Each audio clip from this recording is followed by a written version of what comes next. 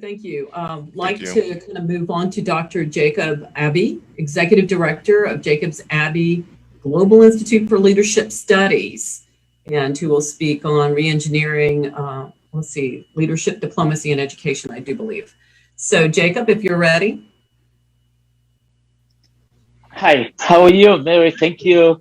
Thank you for the opportunity, and thank you, Dr. Kika, and I see my good friend Ishmael Dodu there as well. So, hi. So briefly, because of time, I also shared my PowerPoint presentation this morning. I don't know if that's available, but for what of time, we can move on, and whenever it's ready, it can be shared. It's Dr. Samuel Jacobs-Abbey, and I'm currently based in Washington, D.C. area. A quick brief bio of myself. I hold a PhD in public health policy with a special concentration on global diplomacy, global health diplomacy. Since this slide will be shared with all of you, I won't waste too much time on that. But I want to go straight to the presentation as I've been asked to. So first of all, I want us to look at the importance of leadership, diplomacy, education, and the importance of engaging young people in the study of diplomacy and preparing and equipping them to take on today's leadership. And I like the fact that Dr. Kika said in her premise that young folks are not leaders of tomorrow, but they are partners of today's leadership. And so in order to do that, we also have a responsibility to ensure that uh, a critical element of effective leadership is instilled in them. And at the Jacobs-Abbey Global Institute for Leadership Studies, one of the things we provide is the ability to uh, equip young people, one, to desire the interest in diplomatic studies, and also to ensure that they build enough capacity for possession. So a critical element of effective leadership is the ability to forge and maintain collaborative working relationship within institutions as well as the communities. And this requires both intellectual approach to positioning leaders within a broader policy setting framework. This is important because we strongly believe that in order for young people to be able to meet the expectation, it is not just passion. Passion is great, passion is good. But when you don't have the skill set, you get into a position where you are unable to effectively deliver. And that is the reason why our institute focuses more on providing both conceptual and practical framework for helping emerging leaders to understand and develop collaborative competence to effectively complete their work or tasks. And diplomacy requires all those skill sets.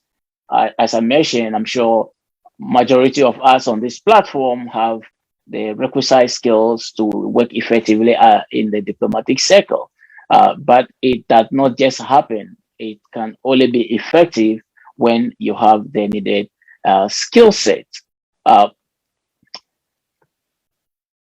Being equipped as a young diplomat also requires leadership and collaboration. And from our standpoint, we believe that within the leadership ecosystem, leaders are recognized as critical for ensuring inclusive and equitable education and lifelong learning within the institutions that they've been asked to oversee. While the content and the nature of responsibility falls on the leader, it is also important that young people understand the fact that the tax associated in diplomacy is no joke. Most of the time, young people do not really understand the fact that to whom much is given, much is expected of. And so in order for you to be able to effectively work within that circles, you need to understand the importance of leadership and also the importance of collaboration. Within the diplomatic cycle, you cannot work on an island. You have to work within a collaborative effort with other institutions and other bodies. And so one of the things that we do is that creating collaborative framework a strong working relationship within institution is considered as a key strategy for improving instructional leadership. And such relationship requires a common vision and a common goal.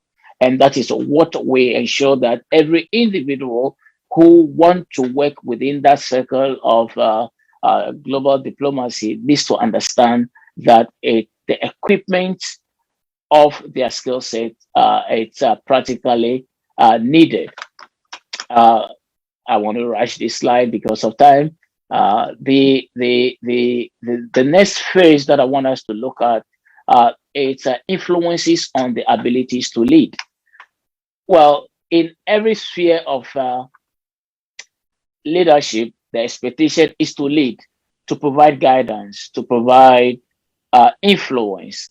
And so leadership diplomacy education helps to train and to provide important responsibilities that support their contention that an effective leader must not only be a superhero as it may be perceived by those around them, but be able to create an enabling environment for strong direction into leadership. And however, the ability to lead, to provide effective leadership is mediated by a number of factors, including, of course, personal characteristics, political influences, institutional context, socio-cultural settings, which means that the nature of being a leader within the diplomatic cycles varies. And the individual needs to get that practical understanding that leadership differs across board. And so every individual, especially young people, as are focused on this presentation, needs to understand that you need to spend a lot of time in acquisition of knowledge and skill set and identify mentors who will be able to provide you the skill set needed so that when the opportunity comes for you to serve in this important role, you are able to combine both the leadership skill set, the requisite education needed, and the culture to be able to perform effectively as is expected. Dr. Abbey, if you can wind up. That's right. Thank you. I will say that it is not enough to encourage young leaders to forge collaborative relationship without adequate attention to whether or not they have the ability to effectively do so. Diplomacy education is built on the recognition of diverse cultures, perspectives, and settings. And by so doing, young people with the acquisition of skills and knowledge will be in a unique position to collaboratively resolve problems and conflict as and when it comes their way. Thank you so much. And a very, very nice segue into the next speaker. So thank you so much. That's funny. I don't think a lot of people realize that diplomacy is so much a part of building leadership in youth. So thank you for bringing that point home so eloquently. So.